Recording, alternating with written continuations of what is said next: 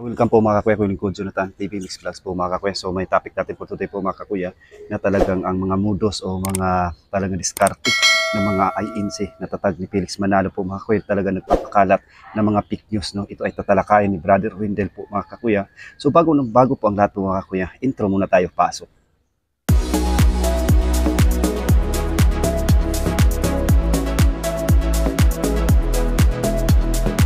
Welcome po mga kakuya, ako yung nagbabalik po mga kakuya, ako yung lingkod Jonathan TV Mix Vlogs po mga kakuya. So mamaya pagkatapos ng video po mga kakuya natin mapanood ngayon, so magbigay po tayo ng kaunting reaction po dito mga kakuya. Ano ang mangyayari sa mga taong napakasinungaling at talagang ito na yung hanap buhay, ginawang hanap buhay ang talagang pagsinungaling, lalo na po sa mga publiko, lalo sa mga newscaster nila po mga kakuya. So panoorin po natin ang video po mga kakuya. Siya si Ginoong Clifford Garcia. I'm a missionary priest, Roman Catholic. Sa Rome ay kinakat off yung kwintas. Once na nabautismuhan ako, lahat ng naging pastoral ko, kukunin ko sila, iaaral ko yung natutunan ko sa iglesia. Niyaya ng mga panauhin ang isang dating paring Katoliko. 14 na taong naging pari at nagsilbing parish priest ng Epiphany of the Lord Parish sa Camarin, Caloocan City, si Florito Martinez. Yung aking lolo, obispo yun sa Mindanao. Yun. Di na bago sa INC, Iglesia ni Criston Tatag ni Felix Manalo, ang pagpalabas sa kanilang propaganda ng peking pare sa Romano Katoliko daw. Kung maalala ninyo, nag-viral itong video sa isang Florito na nagpakilalang pari ng simbahang Katoliko. Kahit na yung obispo namin dyan, pati yung mga sa Roman Catholic, sabi rin na, oh, bakit isa kang pari tapos bakit ka nag-INC? Sabi ko naman, gusto ko malaman kung ano talaga ang INC, bakit kitang mga pari, parang tinutuya-tuya natin yung INC. Marami pa nga akong pamangkin din doon na sabi ko, anak, kailangan suriin lang una-una suriin lang ninyo ang aral ng INC. Kundi talaga kayo research, parang mapauo kayo sa inilabas nito. Pero alam nyo, itong propaganda ng Iglesia ni Criston Tatag ni Felix Manalo na sinabing mga pari ng Romano Katoliko, booking sila. Tulad nitong nagpakilala talagang pari na si Clifford Garcia. Imagine, Roman Catholic talaga. Siya si Ginoong Clifford Garcia. I'm a missionary priest, Roman Catholic. Missionary priest, Roman Catholic. Pero alam nyo ba, yung bishop niya nahuli, kaugnay sa Shabu. Tatalakayin natin ito mga kapatid sa pagkakataong ito. Samahan niyo ako. Kasi mga pag palaging inulit-ulit ay magmukha talagang katotohanan para sa ating mga kapatid na kulang ang kaalaman. Ang pagkadaya ay maranasan sa iba't ibang paraan. Pero napakasakit pag madaya tayo sa pananampalataya. Dahil nanganib pati ang ating kaluluwa. Viva Cristo Rey! Pro Dio et Ecclesia! Lantang ang karamihan sa social media nitong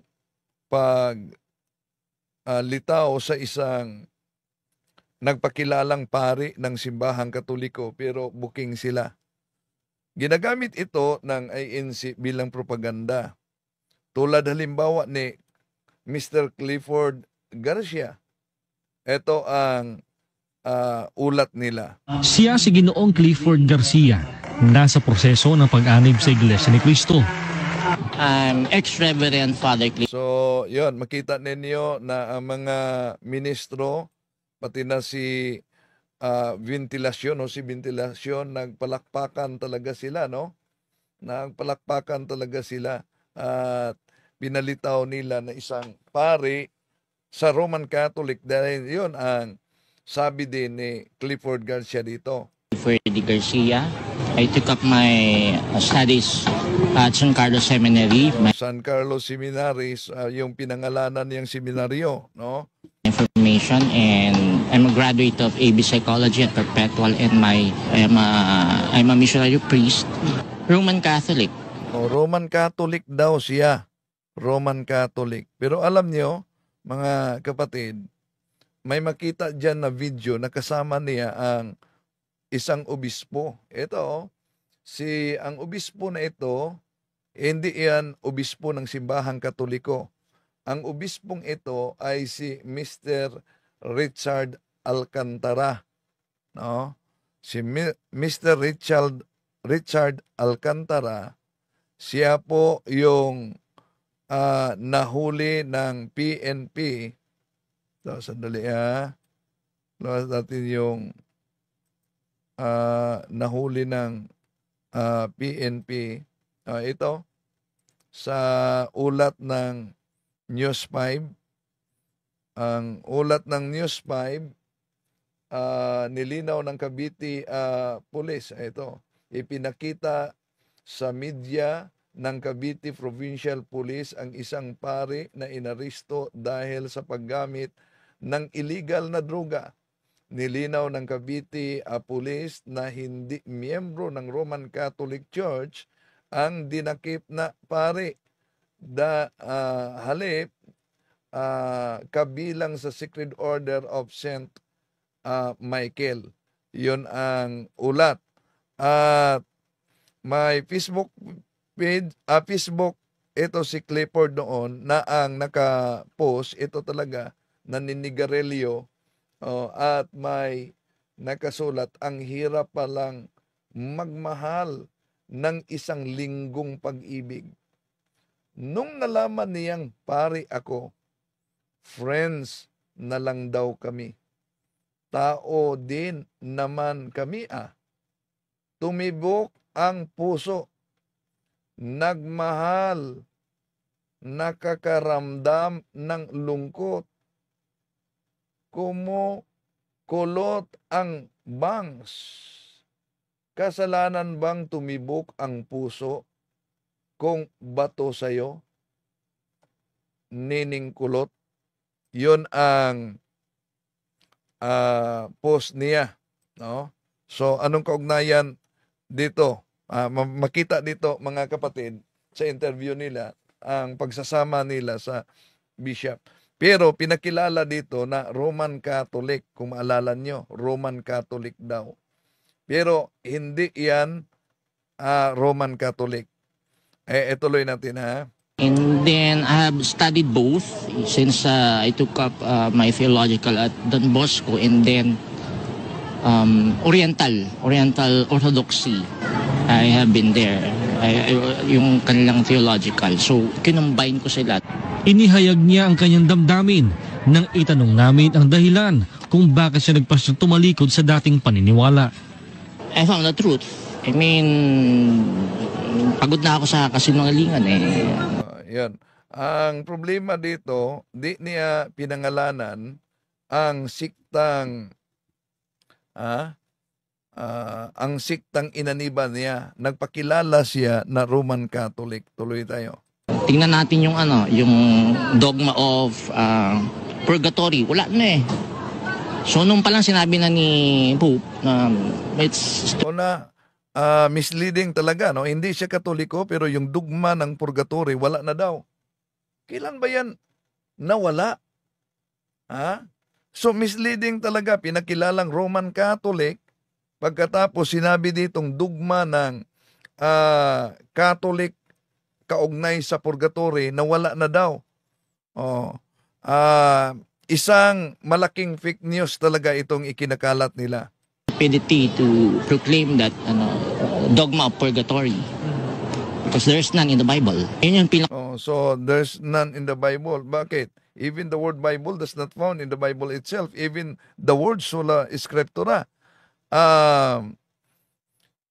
Yung sinabi niya na wala na daw ang dogma, parang Katoliko talaga siya nagsalita. Una, hindi totoo, wala ng dogma, di magbago ang purgatory. Dahil kung para sa kanila walang purgatory, unang Pedro Kapitulo 3, versikulo 18-19, makita natin diyan na ang ating Panginoon Jesucristo pumunta sa kulungan ng mga kaluluwa.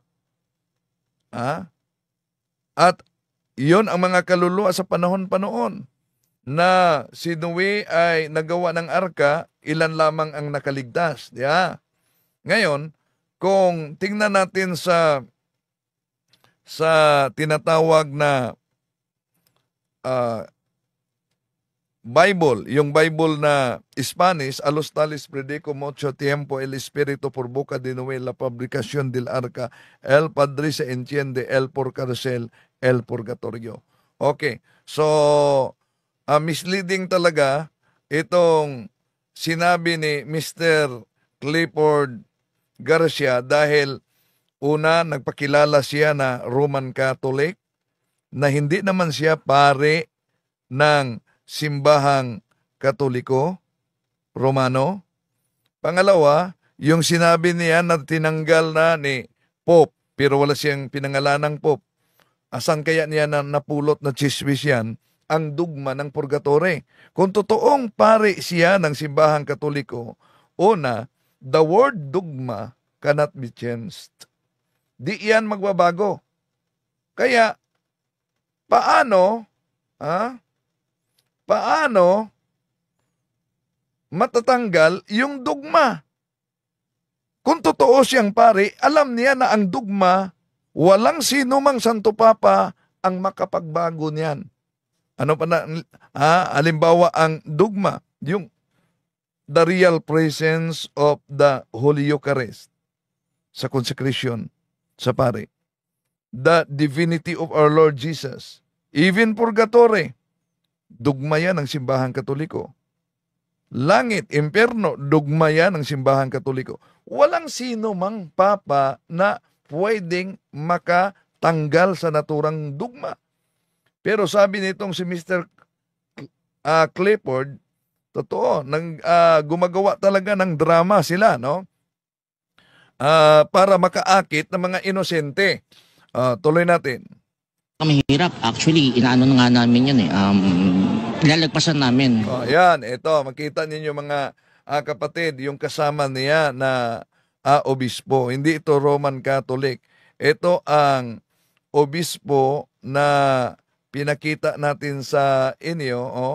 Ito kasama niya. Hindi din ito tunay na obispo ng Roman Catholic. At ito ang napaulat sa News 5 na nahuli. Halimbawa, pakita natin yung nahuli na obispo. Paggamit ng shabu ng isa raw nagpapakilalang pare sa Cavite. Palusot niya, Sa Cavite. nag-research lang siya para makatulong sa Dog ang purgatory. Nilinaw ng Catholic Bishops Conference of the Philippines na hindi pare ng simbahang Katolika ang So nilinaw ng CBCP na hindi ito pare ng simbahang Katoliko. Nahuli, ang palusot niya, bakit nahuli siya na gamit ng shabu, itong si Alcantara, nag-research lang daw siya para sa ganon na yung mga gumagamit ay madaling mapalapit sa kanya. Ito. Umaksyon si Justin Punsalan. Kita sa surveillance video habang bumabatak ng shabu ang lalaki. Bumabatak ng shabu dito sa News 5. Kita sa matagal na umano siyang sinorveillance ng PNP. Ito sa bahay na ginawang drug den sa Barangay Alima, Bacoor, Cavite nitong Huwebes ng hapon. Noong una, tinutulungan pa siya ng isang lalaki, pero sa sumunod na kuha, siya na mismo ang nagsindi sa hawak na drug paraphernalia. Yun, ang pag-aristo na. Dito na sumugod ang Bacoor Police at hinuli si Richard Alcantara na isa umunong obispo ng Sacred Order of Saint Michael. So, obispo siya, no, na ipakita na natin sa inyo yung pagtabi nila ni Garcia, ito mga kapatid. So, hindi sila Roman Catholic. Okay, tuloy natin. Na-recover sa kanila ng kanyang kasama na si Perlito Alibay ang 3,400 pesos na halaga ng shabu at mga drug paraphernalia. Matagal na raw binabantayan ng mga pulis ang kilos ni Alcantara na aktibo pa raw sa pagseserbisyo. In fact, mga 3 months na natin yung binabalidate kasi nga kakaiba naman kasi bishop nga. So, Bishop siya, pero under surveillance siya hanggang na huli. So 3 months, ayon kay Superintendent Kabatingan, na isinailalim ng surveillance. Kontay ng surveillance dyan, nakuhanan din natin doon sa simbahan, which is nagmamas din po talaga siya. Hindi naman itinanggi ni Alcantara ang paggamit ng shabu, pero palusot niya, paraan niya ito para makalapit at matulungan ang mga nalulong sa iligal na droga. Paraan daw niya para matulungan yung nalulong sa illegal na droga. Ibig po ba sabihin, para matulungan yung mga pumapatay, kailangan din kang papatay? Okay, tuloy natin. Nag-research lang po kasi ako ng una. Ni-research ko lang po yun. Ni-research lang niya. Yun po yung ginawa ko nun. Para lang malaman. And then may mga tao. Matagal na ito mga kapatid. Ito ang kasama ni Clifford Garcia na katabing bishop, hindi Roman Catholic. Na mga natulungan din naman. Pero nalaman daw ng mga pulis na napatalsik na rin noon si Alcantara sa kinabibilangan niyang religious group dahil pa rin sa illegal na droga. Nawala siya doon kasi may information kaming dumating na yun pala ay pinaalis doon sa church na yun dahil nahuli na rin pala ng mga sakristan na gumagamit. Sakristan pa ang nakahuli sa kanilang obispo, ha? Umuubos siya ng 1 bulto sa isang araw. Grabe, ha? Kasi mayroon siyang pera na nanggaling sa ibang bansa. Pero sa isang statement, sinabi ng Catholic Bishops Conference of the Philippines na hindi pari ng simbahang Katolika ang sospek. Hindi rin daw bahagi ng simbahan ang sinasabing Sacred Order of St. Michael. Ayan, malinaw yan. Kung saan kasama dito sila si Clifford na nagdadrama at nagsasabing Roman Catholic siya. Pero ito'y malinaw na propaganda. Pakita natin. Celibacy, masaya. Ano daw? Celibacy? Inaano na nga namin yan ilalagpasan namin the dogma of purgatory, celibacy. Dogma of purgatory, lalagpasan na umano, lalo na ang celibacy. Bakit tinanggal ba ang celibacy ng Western Church? Masaya. Kumbaga, natapos na yung pagkukunwari ko. Isa lamang siya sa mga Nagdrama talaga siya, no? Gamit niya ang simbahang Katoliko. Masaya umano siya na umanib sa iglesia ni Manalo dahil nalagpasan niya ang pagkakunwari niya. Pero umanib siya na nagkunwari pa rin. Sa isinagawang linga pamamahayag sa Villa Sarignaya, Malagasang, Imo City, Cavite. Dito, natural, itong mga miyembro ng INC na ito, di talaga nila alam ang katotohanan. Basta nakita lang nila, may nakaabito at hinubad ang abito, yumakap sa INC, kaya namangha ang karamihan na may pare, lalo na nagpakilalang Roman Catholic na umanib sa sikta ni Felix Manalo. Mga kapatid mula sa mga lokal na nasa Imus area ng distrito ng Cavite South ang nagkakaisang nagsama ng mga bisita sa sinagawang aktibidad. Pinaghandaan po namin mabuti sa mga lokal sa buong distrito po namin para ilagak sa ating Panginoon Diyos ang pagtitiwala. Siya po ang gagawa ng kaparaanan para ang mga tao'y matawag sa iglesia. Yan. Kaya mag-isip-isip na kayo, bakit kailangan nitong iglesia ni Manalo na una mamimiki ng pare, no?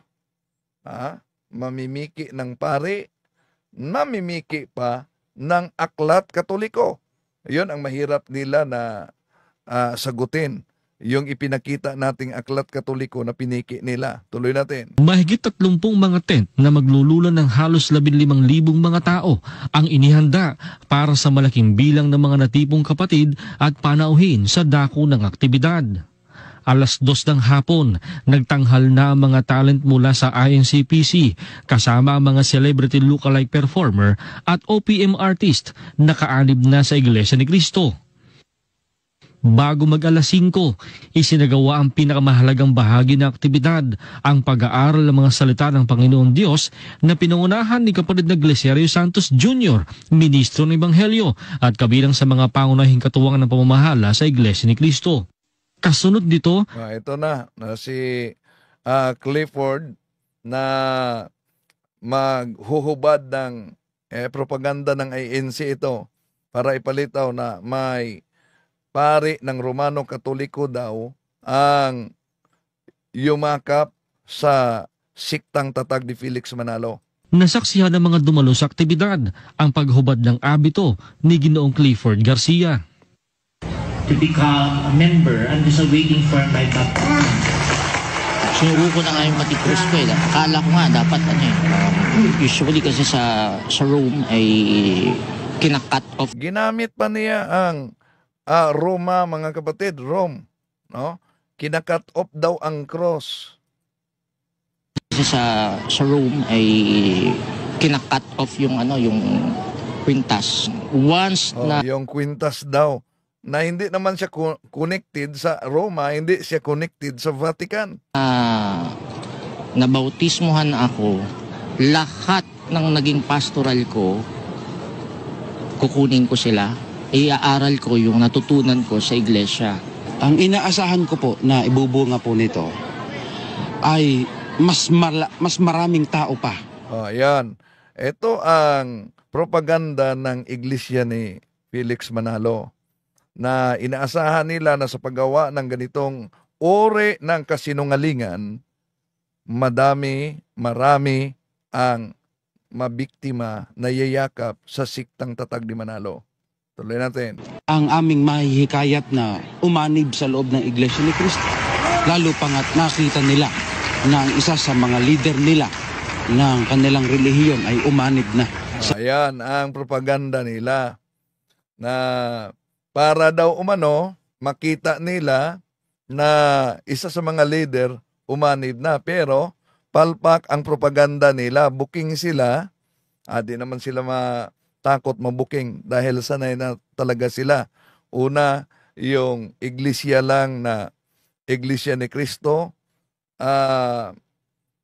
inagaw nila mula sa tunay na iglesia ni Cristo na sabi ng kanilang mga ministro, walang iba kundi ang simbahang Katoliko. Parinig natin muli mamaya. Okay, tuloy natin. Loob ng Iglesia ni Cristo. Hindi po karaniwang kaanib, kundi mga tagapangaral, mga pastor, mga pari, mga iba't ibang tagapagturo ng mga iba't ibang relihiyon na talagang umaanib sa iglesia, nauunawaan po ang katotohanan. So magaling talaga dito ang iglesia ni Manalo maggawa ng propaganda, mga kapatid. Pero kahit ganon ang kanilang propaganda, tulad ditong ibinalita nila na pari daw si Mr. Clifford, pari daw, ito, isa pa, pari daw ng simbahang Katoliko na supalpal din sila dito. Sa lokal ng Camarin Distrito ng Caloocan North, kabilang sa mga dumalo at nag-anyaya ng mga panauhin ang isang dating paring Katoliko. 14 na taong naging pari at nagsilbing parish priest ng Epiphany of the Lord Parish sa Camarin. Binalita pa ng INC TV na parish priest ng Epiphany of the Lord Parish. Tuloy natin Naging pari at nagsilbing parish priest ng Epiphany of the Lord Parish sa Camarin, Caloocan City, si Florito Martinez. Sa Camarin. Pero naglabas ang simbahan ng opisyal na pahayag na itong si Florito Martinez ay hindi pari ng simbahang Katoliko. Booking din sila dito sa kanilang ipakita na video, mga kapatid, dahil makita ninyo, pari daw ng ng Epiphany of the Lord Paris. Pero sa pinakita nila na video, Leminister pala. So booking na naman sila dito. Oh. Leminister. Pare pagdating sa INC. Pero may ipinakita sila na certificate na naging pare siya di sa Roman Catholic, naging pare siya sa Jose Rizal, ito na sikta, no?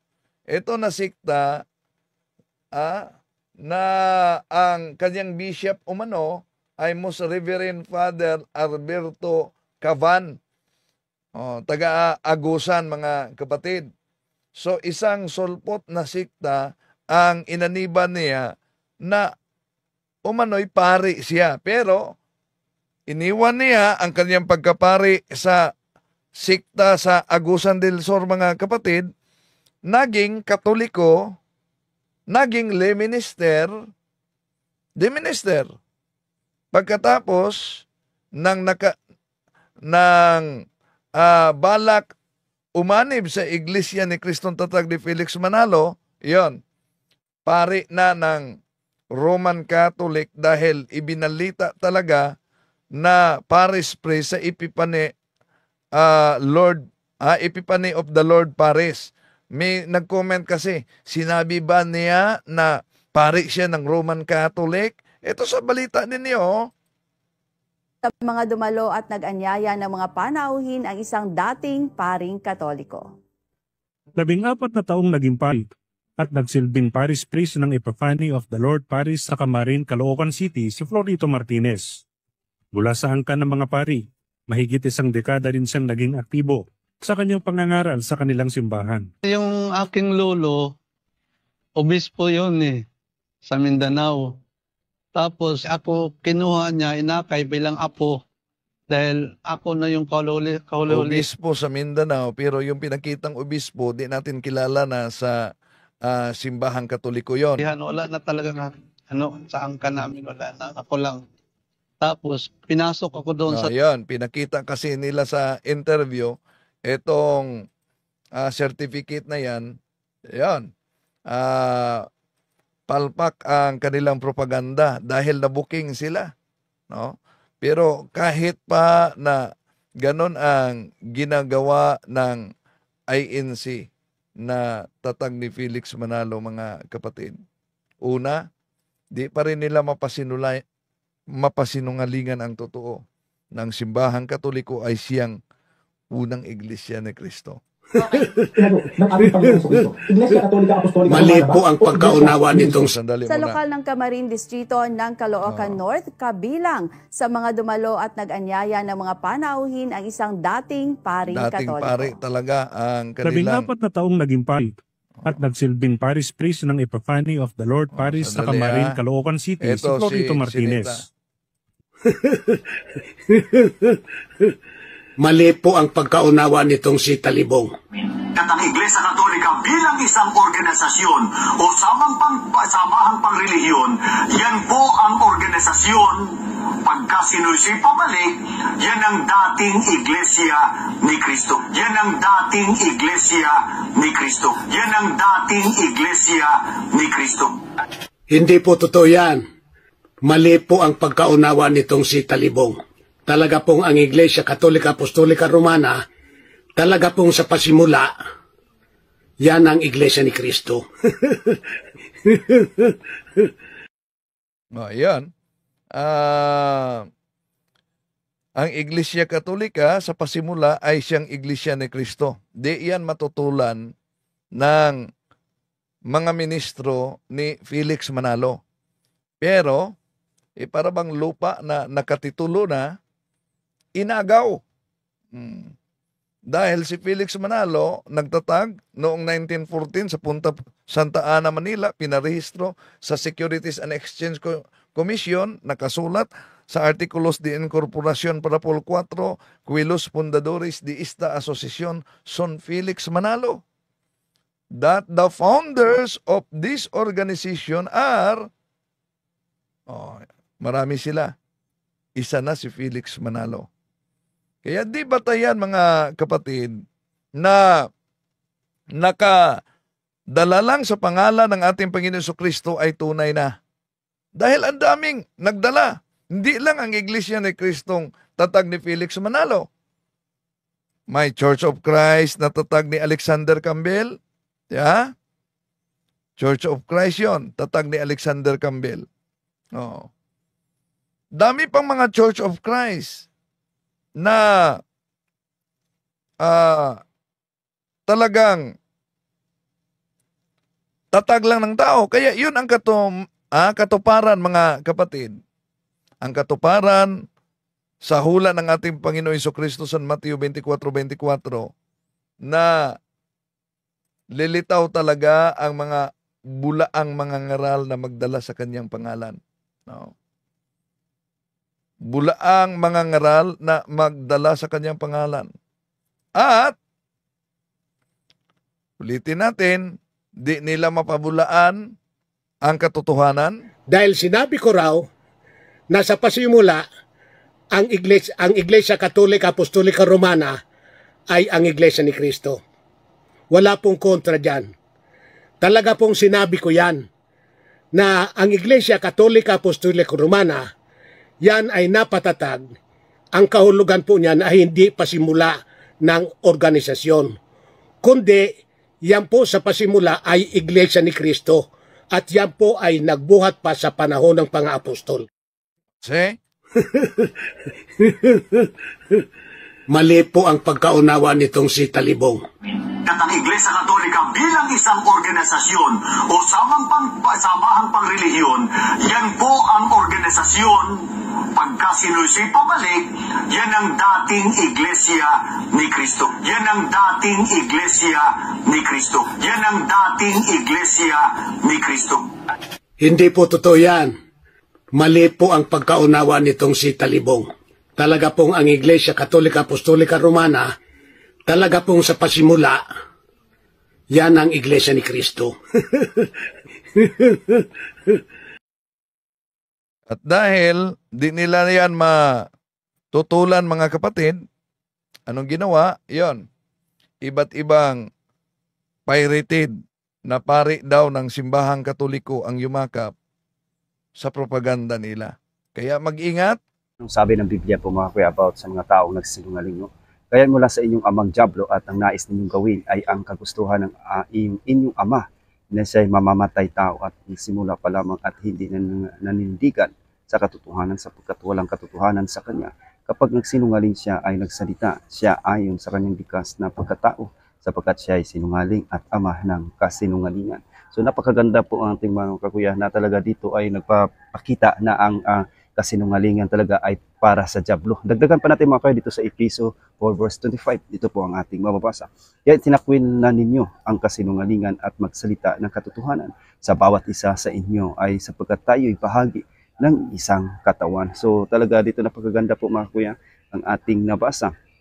Sa Kawikaan 19 verse 9, ito po ang ating mababasa. Ang bulaang saksi ay hindi makakaligtas sa parusa at ang sinungaling ay mapapahamak. So delikado talaga po mga kuya kapag tayo ay nagsalita laban lalo na po ang aral ng Katoliko at binabaluktot, no? At ay ugnay nito sa ibang pananampalataya na nakakatakot talaga po mga kuya. Dagdagan pa natin sa Pahayag 21 verse 8. No, ngunit ang sa mga duwag, sa mga taksil, sa mga gumagawa ng kasuklang-suklam ng mga bagay, sa mga mamamatay tao, sa mga nakikiapid, sa mga mangkukulam, sa mga sumasamba sa Diyos-Diyosan, at sa lahat ng mga sinungaling, ang kanilang bahagi ay sa lawa ng apoy, sa asupre. Ito ang ikalawang kamatayan. So ito ang nakakatakot po mga kuya na mapunta talaga tayo sa dagat-dagatang apoy. Na talaga ito ang mga modus talaga na ito po mga kuya sa mga kaibigan natin, no, na INC na talagang ito na matagal na itong modus mga kuya. Kunwari kukuha sila ng conversation daw at gawin nila daw pari, pero hindi naman tunay na pari po mga kuya, no? So hindi natin sila tunay na hindi natin sila kalaban po mga kuya. Ano ang ating tunay na kalaban? Mababasa natin sa Efeso 6 verse 12, sapagkat ang ating pagkibaka ay hindi laban sa tao, no? kundi laban sa mga pinuno, sa mga may makapangyarihan, sa mga tagapagmahala ng kadilimang nagahari sa sanlibutan ito, at laban sa mga espiritual na hukbo ng kasamaan sa himpapawid. Ito yung mga fallen angel po mga kuya, nakipagdigma po tayo. Anong sabi ni St. Pedro dito sa unang Pedro 5 verse 8? Ito naman ang kanyang sabi: maging handa kayo at magbantay. Ang dyablo na kaaway ninyo ay parang liyong umaatungal at aligid-aligid na naghahanap ng masisila, no? So talagang dyablo pala po mga kakuya, nandito lang sa ating paligid na once na kumagat tayo sa kanyang bitag ay talagang masisiba po tayo mga kakuya. Dagdagan pa natin dito sa Juan 10:10, no? So ang magnanakaw ay dumarating lamang para magnakaw, pumatay at manira. Ako'y naparito upang magkaroon sila ng buhay at magkaroon ito ng may kasaganaan, no? So muli mag-aral at magsuri po mga kuya para hindi po tayo madinggoy sa iba't ibang uri. Natatag lamang ng isang tao na ang modus lang nila talaga na talaga iligaw ang mga tao at ilayo sa tunay na simbahan na tatag ng ating Panginoong Hesus. No, muli, maraming salamat at God bless po sa ating lahat. No, at gabayan na tayo, makapangyarihan Diyos, sa ngalan ng Anak at ng Espiritu Santo. Amen. God bless at ingat kayo palagi.